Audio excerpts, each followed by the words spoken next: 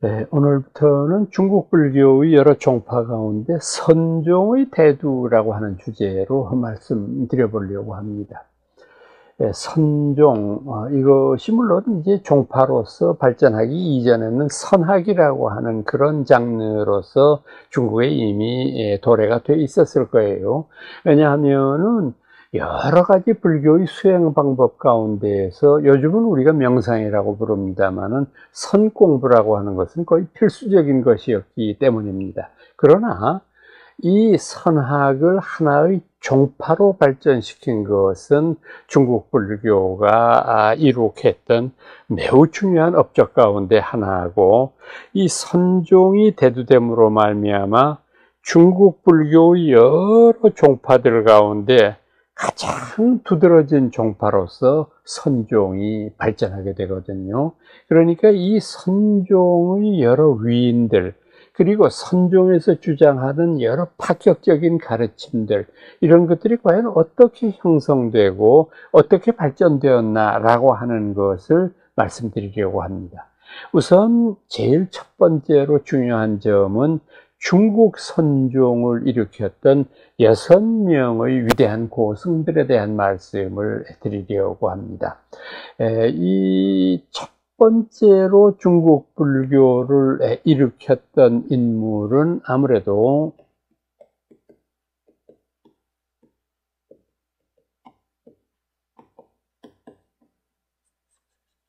보리달마라고 하는 분을 들지 않을 수가 없습니다. 인도 이름으로는 보디다르마라고 부르는 분인데, 이분에 의해서 이제 처음으로 선종의 가르침이 도입이 되었고, 두 번째의 제자로는 이제 해가라고 하는 분이 꼽히고요. 이 해가라고 하는 분과 보리달마는 아주 기이한 인연을 맺게 되고, 이 두 분 사이에 있었던 아주 유명한 선문답을 우리가 안심문답이라고 얘기하지 않습니까? 이런 것이 있었다고 전하고, 3조에 해당하는 분은 우리가 승찬이라고 부릅니다.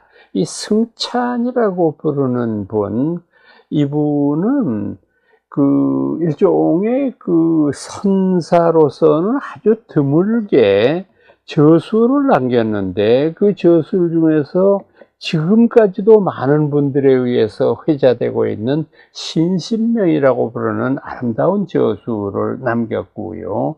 네 번째로 꼽히는 제4조가 도신이라고 부르는 분이고요.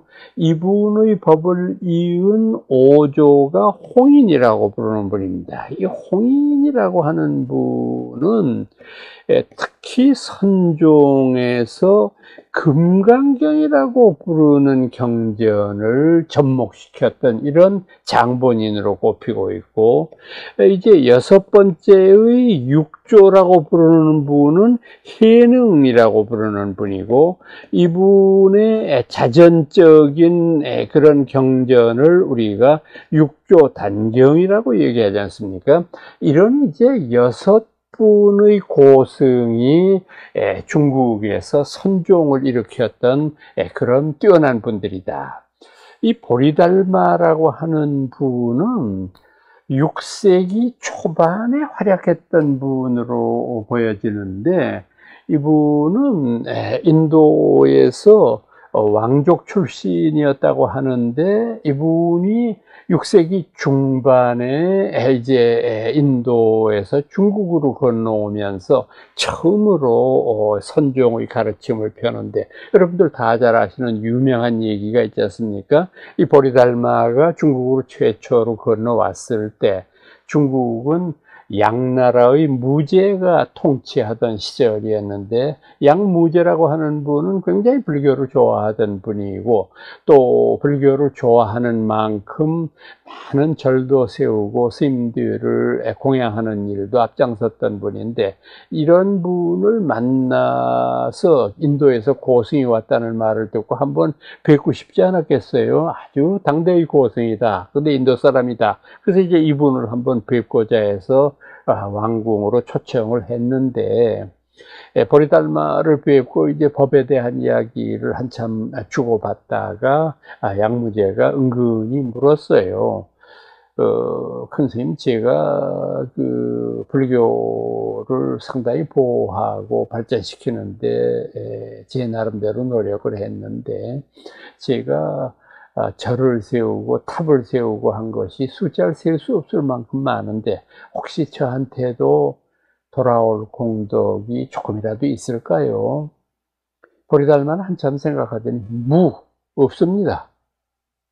이 양무제가 깜짝 놀라지 않았어요? 그 모든 경전에서 탑을 세우고 절을 세우는 그 공덕은 무진공덕이라고 설명을 하는데, 큰 스님이라는 이가 정반대의 얘기를 하니까, 제가 평생에 스님을 공양한 것도 그 숫자를 잴 수 없는데 이것도 또 그러면 아무 공덕이 없다는 뜻입니까?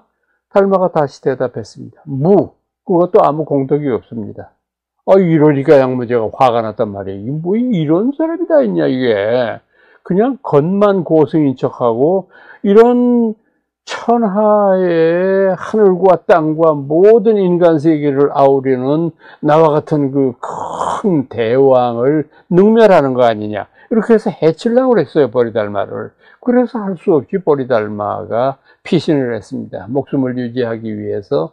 그래서 이 사람이 낙양으로 피신을 해서 낙양에 있는 소림사라고 하는 절에 은신을 하게 되죠. 거기서 이제 바로 면벽 9년이라고 하는 그 유명한 고사를 낳게 되는데, 여기서 이제 우리가 조금 그 미심쩍게 생각하는 점 가운데 하나는 뭐냐 하면은, 그 이야기의 줄거리는 이렇지만은 아무리 양무제가 그 존경받는 임금이었다고 하더라도 만나자마자 외국에서 온 고승한테 나한테 돌아올 공덕이 얼마나 됩니까?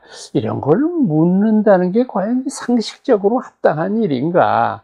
뭔가 조금 조작의 냄새가 짙게 나요. 그러니까 보리달마를 추켜 세우고 현실적인 어떤 공덕만을 추구하는 양무제를 깎아내리려고 하는 의도가 확연하게 드러나는 구절이에요. 그리고 연대도 또 조금 혼란이 있고요. 양무제가 집권했던 때와 보리달마가 중국으로 왔던 때가 6세기 초반이라고 한다면은 이게 조금 연대가 맞지 않는 면도 있고, 그래서 이 이야기 자체는 허구였을 가능성이 아주 높은 걸로 저희들이 보고 있고, 그러다가 보니까 심지어는 어떤 불교학자들 가운데 보리달마라고 하는 분이 존재하지도 않았다라고 하는 극단적인 주장을 하는 불교학자들도 있어요.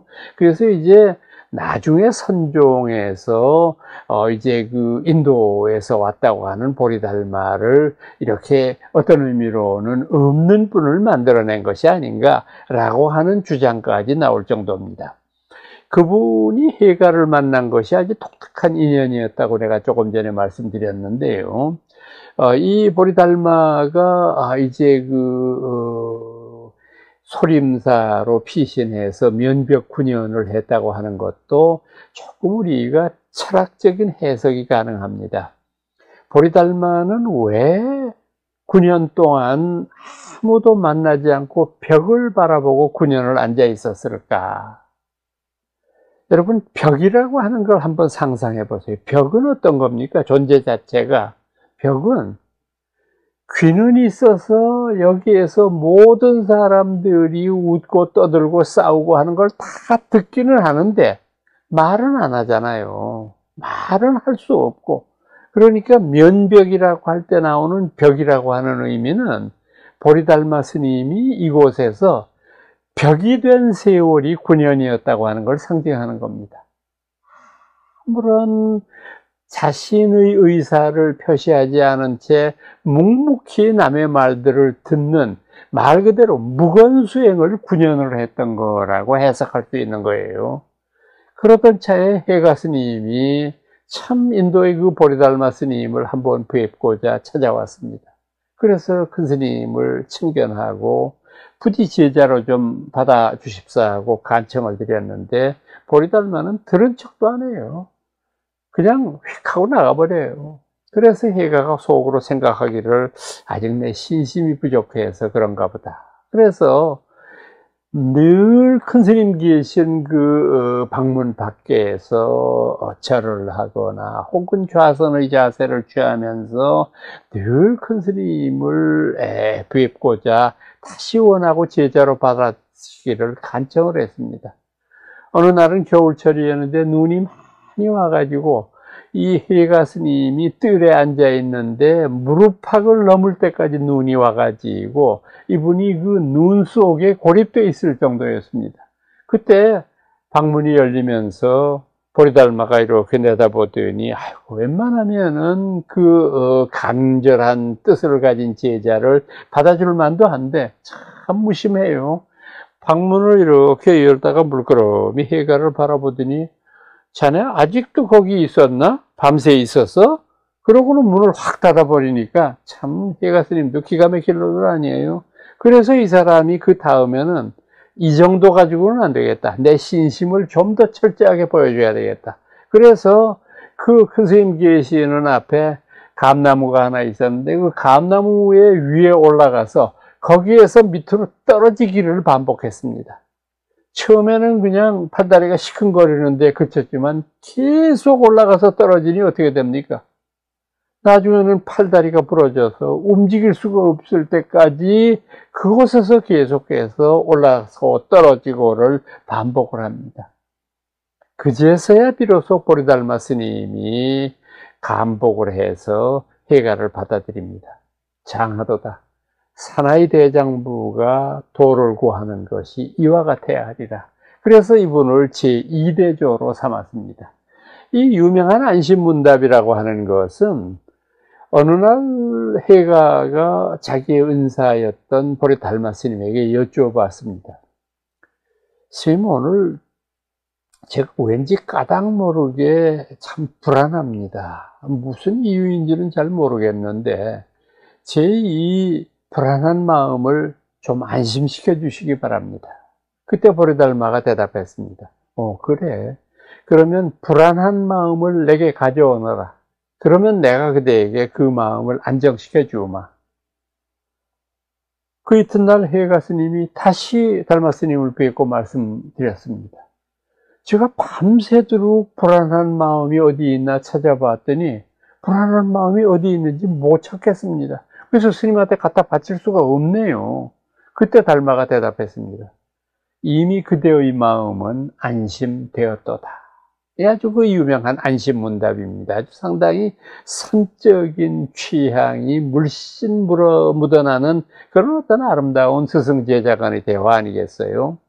이 삼조 승찬이라고 하는 이가 썼던 신신명이라고 하는 책, 참 위대한 저술입니다. 이 신신명은 아주 짤막한 네 글자를 서로 대칭을 시켜서 만들었기 때문에 굉장히 그 뜻이 깊고 또 그 담고 있는 뜻이 굉장히 훌륭한 것인데 말 그대로 선의 언어입니다. 선에서 쓰는 언어는 번잡하면 안 되거든요. 아주 한마디 한마디에 깊은 뜻이 담겨 있는 중요한 그런 저술로 꼽히고 있습니다. 그 다음에 도신이라고 부르는 4대 조사 큰 스님, 이분은 우리가 흔히 청정명상이라고 부릅니다. 이분이 했던 것을 청정명상. 그러니까 이제 사조 도신의 시대에는 아직까지 뭐 화두니 도노니 점수니 이런 그 개념이 정립되기 이전이니까 참선을 수행하는 것을 청정한 마음으로 해야 된다라고 하는 그런 의미가 담겨 있을 거예요. 번뇌망상을 잠재우지 않으면 올바른 수행은 없는 것이다 라고 하는 청정명상을 강조했던 분입니다. 그리고 앞서 말씀드렸던 대로 이 오조 홍인이라고 부르는 분은 금강경을 선종에 접목시킨 위대한 인물로 손꼽히고 있습니다. 이 말씀을 드리기에 앞서서 조금 제가 첨언해서 말씀드려야 될 점은 뭐냐면은 이 선종은 교종보다는 훨씬 후발주자잖아요. 여러분 지금까지 공부하신 대로 중국에서 선종이 보리달마에 의해서 처음 일어나게 되는 6세기의 초중반에 이르기 전까지 이미 중국 불교를 풍미했던 여러 종파가 있어요.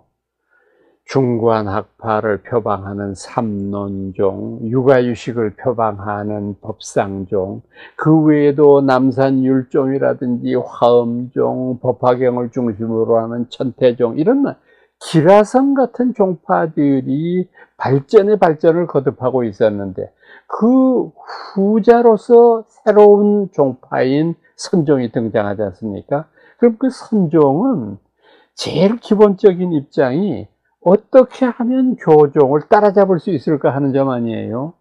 우선 교종이 가지고 있는 사찰의 수도 압도적이에요.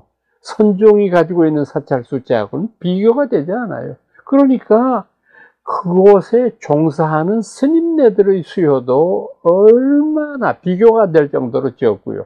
스님이 적다가 보니까 신도의 숫자도 적고요. 그 교세가 형편없이 떨어져요. 이러다가 보니까 선종의 입장에서는 교종을 따라잡기 위한 방법으로는 차별화, 특화밖에는 없어요. 요즘 우리가 하다못해 조그마한 국밥집을 할 때도 마찬가지잖아요. 우리가 다른 국밥집보다 더 뛰어나서 많은 손님들을 유치하고 단골을 삼기 위해서는 어떻게 해야 됩니까? 우선 질이 좋아야 되겠죠. 국밥의 질을 어떤 형태로든지 높이기 위해서 노력을 해야 되겠죠. 두 번째는 값을 싸게 해야 되겠죠.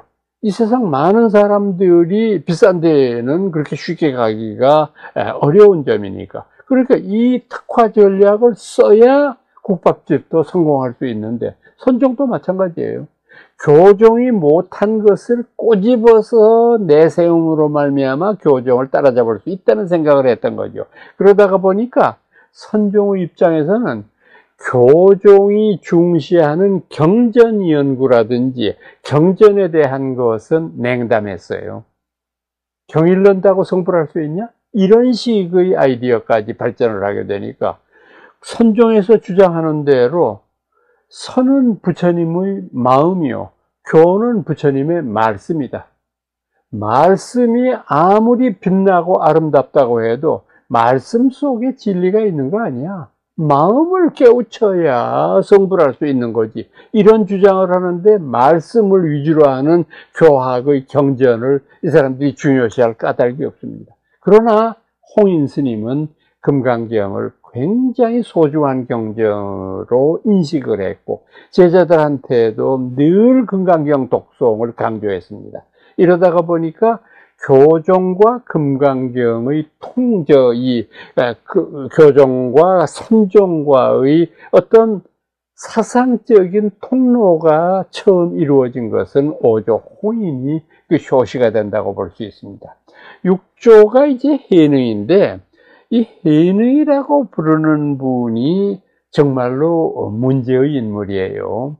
이분이 살았던 그 인생의 여러 가지 여정을 제가 여기서 말씀드리고 있는 육조 단경이라고 하는 데에서 기록을 했는데, 이 육조 단경이라고 하는데 경자를 붙이기는 사실 어렵죠.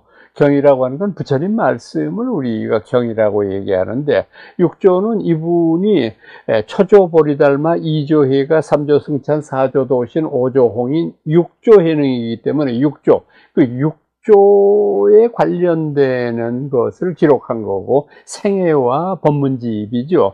그 여기 단이라고 하는 것을 따가지고 서양 사람들도 오래전부터 이 육조단경을 영어로 번역해 가지고 공부하고 있었는데, 영어로는 이 단경을 뭐라고 부르냐면 플랫폼 수트라 그래요. 플랫폼, 이 계단의 어떤 그 높은 데는 그 그걸 가리키는 말이니까, 육조가 그 단상에서 법문했을 때의 모습을 플랫폼이라고 불러서, 그러니까 이게 영어로 쓴 것들도 이렇게 보면은, 처음에는 영어에 익숙하지 않을 때에는 뭐, 육조, six patriarch, 다는 뭐라 그러지? 뭐 이렇게들 그 고민을 하시는데, 참 아주 쉽게 번역하잖아요, 그 사람들.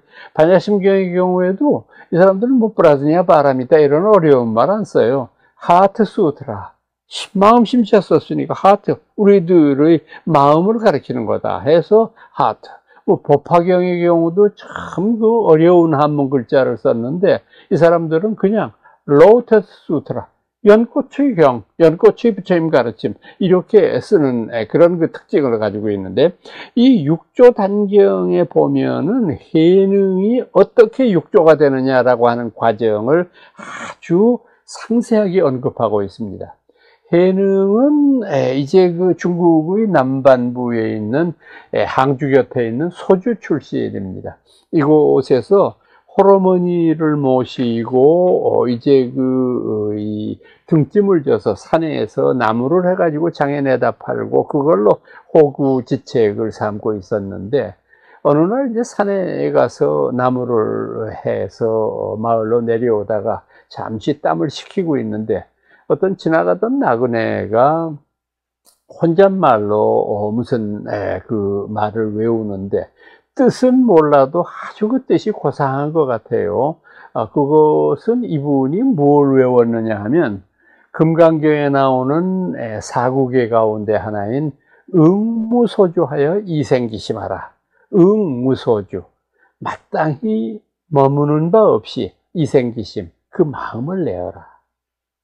우리가 마음을 낸다고 하는 건 어디에나 집착을 하든지 혹은 머문다는 의미가 되잖아요. 그러니까 이생기심을 하기는 하되 머무르지 마라. 이런 이제 어떤 이율배반적인 표현을 하는데, 이것을 이제 해능이라고 하는 시골 총각이 일자무식이었으니까 뜻은 모르지만 아주 그게 좋게 들려요. 그래서 그 나그네한테 물었습니다. 아니, 나그네님, 아주 뜻이 좋은 것 같은데, 저한테 그 말의 의미를 좀 해석해 주실랍니까? 그랬더니 그 나그네가 이렇게 말합니다. 아이고, 젊은이, 나도 그 뜻은 모른다네. 지금, 오조 큰 스님이 홍인 스님이라고 부르는 분이 계신데, 그분이 황매산이라는 산에 계신다네. 정 그 뜻이 알고 싶으면 홍인 스님을 찾아서 황매산에 한번 가보시게나. 그러면 그 뜻을 자상히 일러주시겠다. 그래서 이제 이분이 발심을 합니다. 내가 어떻게 하든지 출가를 해서 오조 홍인 스님한테 배워야 되겠구나. 마음속으로 그런 생각을 가지고 그때부터 이제 황매산에 갈 생각밖에는 없지만 홀로 되신 어머니가 계시는데 내가 떠나게 되면 어떻게 됩니까? 어머니가 호구주책이 막막한데, 그래 번면하는데 늙은 어머니가 자식의 속마음을 알아챘습니다. 그래서 어느 날 아들을 불러서 말합니다. 네가 출가하려고 하는 마음을 먹었으면서도 애미 때문에 출가를 못한다면 그거는 애미를 위하는 것이 아니라 애미를 욕보이는 것이다. 산 사람은 어떻게 해서든지 목에 거미줄 치지는 않는 법이란다. 안심하고 얼른 출가해라. 출가해서 내 뜻을 이루어라. 그게 네가 애미를 위하는 길이다. 이렇게 해서 두 모자가 눈물을 흘리면서 헤어집니다. 이렇게 해서 며칠이 지나고 난 다음에 황매산에 도착해서 홍인 스님을 뵙습니다. 홍인 스님이 먼저 물었죠. 그대는 고향이 어디인가? 예, 저는 소주 출신입니다. 그래. 소주라고 하면은 거기가 비옥한 땅이 많으니까 농사를 지었겠구나. 그런데 자네 같은 그런 시골 무지랭이한테 무슨 불성이 있을까? 이때 해능이 다시 답했습니다. 사람의 몸에야 도시 사람과 시골 사람의 차별이 있을 수 있겠습니다만 불성에야 어디 차별이 있겠습니까? 홍인이 웃으면서 말하죠. 촌놈이 제법 아는 척을 하는구나. 그러더니 너는 공부할 생각은 하지 말고 저 밑에 내려가서 방앗간에 가서 방 하나 찌어라. 그래서 아직 머리도 깎지 않고 머리를 더부룩하게 기른 상태에서 저 뒷간에 가가지고 그곳에서 방아 찌는 일을 했습니다. 그러던 어느 날 웅성웅성 하는 소리가 마당에서 들려요. 왜 그러냐? 그 나가서 사람들한테 물어보니까 지금 오조 홍인 큰 스님이 얼마 전에 대중들을 모아놓고 당부를 하셨단다. 내가 이제 갈 날이 멀지 않았으니까 내가 보리달마 스님으로부터 이어져 오는 5조의 가사와 바루를 받아서 지니고 있는데 내가 6조를 임명하지 않고 간다고 하면 이거는 여러 조사 스님들에 대한 이해가 아니라고 생각해서 6조를 임명하려 한다. 그러나 6조를 아무한테나 줄 수는 없는 노릇이니 내가 지금 돌이켜보건대 여기 있는 수많은 대중들이 짧게는 몇 개월에서부터 길게는 몇십 년까지 내 수하에 와서 열심히 불도를 닦고 공부한 사람들이니라. 그러니까 여태까지 절에 들어와서 내 밑에서 공부한 그 경지를 나름대로 다 적어서 나한테 제출하기 바란다. 언제까지 제출하면 나는 그 답안지를 보면 그대들이 해탈의 문에 가까운지 해탈문에서 멀리 떨어져 있는지 다 알 수 있단다. 그때 사람들이 다 수근수근했습니다. 아유, 우리 뭐 그거 적어내봐야 우리가 패스되겠나. 신수 스님이 마땅히 되겠지. 신수라고 하는 스님이 모든 그 다른 스님들의 존경을 한 몸에 모으고 있었던가 봐요. 신수가 참 속으로 굉장히 마음이 답답합니다. 많은 사람들이 나에게 기대를 걸고 있는데 과연 내가 거기에 배쌀 수 있을까 참 불안하기도 하고 그래서 혼자 꾀를 냈습니다. 답안지를 내기는 내되 이름을 쓰지 말자. 그러면 만약에 내 답안지가 시원찮으면 큰 스님이 그냥 폐기할 거고 괜찮을 것 같은데 이름이 없네. 그러면 그 쓴 사람이 누구냐 하는 거를 다 고칠 거 아니냐. 그때 제가 썼습니다 하고 나가도 늦지 않으니까. 그래서 시를 써서 내보였습니다. 신시보리수요 심여명경대라. 몸은 깨달음의 나무요 마음은 밝은 거울의 틀일세. 때때로 털고 닦아서 먼지 않거나 떼끼지 않도록 하세요. 참 좋은 시잖아요. 그 시를 바쳤습니다. 모든 사람들이 잠든 밤 홍인 스님이 신수의 처소에 와서 불러냈습니다. 이 글은 자네가 쓴 거지? 예, 제가 쓴 겁니다. 그러나 제가 행여라도 6조를 탐해서 쓴 건 아닙니다. 스님 보시기에는 제가 초견성이라도 한 걸까요? 아직 먼 걸까요? 그때 홍인이 말했습니다. 아직은 공부를 좀 더 해야 되겠다. 이 정도의 경지 가지고는 6조가 되기에는 조금 이른 것 같구나. 그래서 그 다음날 아침에 홍인 스님이 모든 제자들한테 그 시를 보여줍니다. 이대로만 닦으면 반드시 6조가 될 수 있을 것이고 반드시 성불할 수 있으리라. 참 좋은 시다. 많은 사람들이 이구동성으로 얘기하니까 그 시가 방앗간에서 방아 찌고 있는 해능의 귀에도 들렸어요. 그래서 해능이 그 시를 이렇게 듣고 뜻을 이제 해석을 이제 들어서 알게 되니까 뭐라고 코웃음을 치느냐 하면 그게 뭐 시냐 그게. 큰 스님도 전부 그런 걸 외우라고 그러냐. 많은 사람들이 너 세상에 큰 스님의 말씀을 이렇게 하면 되겠느냐. 그랬더니 나도 시를 좀 쓰고 싶습니다. 글자도 모르는 놈이 무슨 시를 써? 제가 부를 테니까 좀 받아 써주세요. 그래. 그때 이 사람이 이렇게 시를 썼습니다. 몸은 깨달음의 나무가 아니요 마음도 밝은 거울틀은 아닐세. 본래 무일물인데 본래 한 물건도 없는데 어디에 때가 끼고 먼지가 않는가. 사람들이 기절할 일 아닙니까? 어떻게 사람은 정말 겉만 봐서는 모르겠다. 그 소문을 홍인 스님이 들었습니다. 그리고 다시 해능을 불렀습니다. 네가 그런 시를 지었다며? 예, 그렇습니다. 너도 좀 더 공부를 해야 된다. 그리고서 두 분 스승 제자가 앉아서 금강경에 대한 논강을 시작했습니다.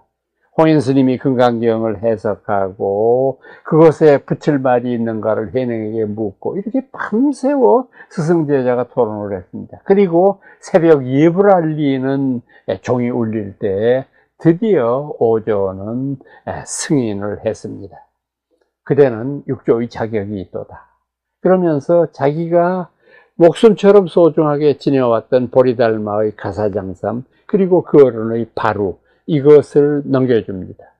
다만 그대가 지금 아직까지 머리를 깎지 않은 상황에서 육조가 되었다고 하는 걸 다른 모든 대중들이 알게 되면 자네의 목숨이 위태로울 수도 있다.